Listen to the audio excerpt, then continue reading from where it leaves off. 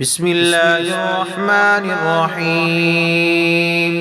يا أيها المزمل قم الليل إلا قليلا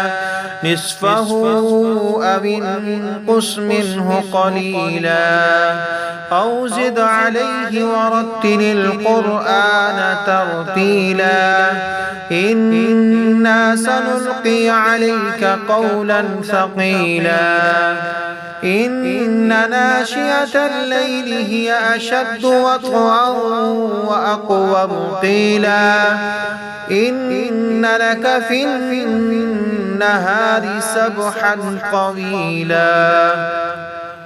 واذكر اسم ربك وتبتل إليه تبتيلا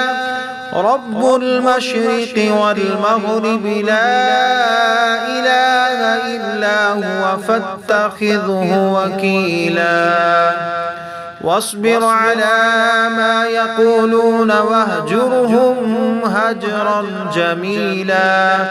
وذرني والمكذبين أولي النعمة ومهلهم قليلا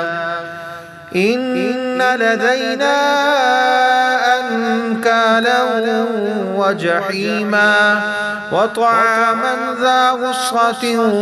وعذابا أليما يوم ترجف الأرض والجبال وكانت الجبال كثيبا مهيلا إنا أرسلنا إليكم رسولا شاهدا عليكم كما أرسلنا إلى فرعون رسولا فعصى فرعون الرسول فأخذناه أخذا وبيلا فكيف تتقون إن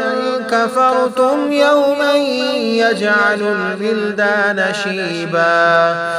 السماء منفطر به كان وعده مفعولا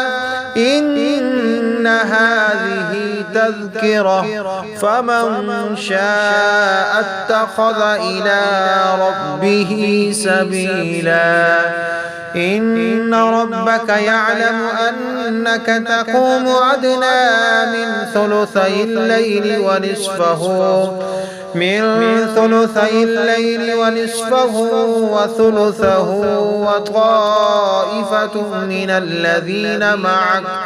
والله يقدر الليل والنهار علم أن لن تحصوه فتاب عليكم فاقرؤوا ما تيسر من القرآن علم أن سيكون منكم مرضى وآخرون يضربون في الأرض يبتغون من فضل الله وآخرون يقاتلون في سبيل الله فاقرؤوا ما تيسر منه وأقيموا الصلاة وآتوا الزكاة وأقرضوا الله قرضا حسنا وما تقدموا لأنفسكم من خير تجدوه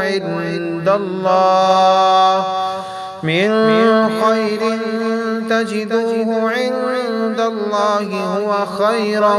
وأعظم أجرا واستغفروا الله إن الله غفور رحيم.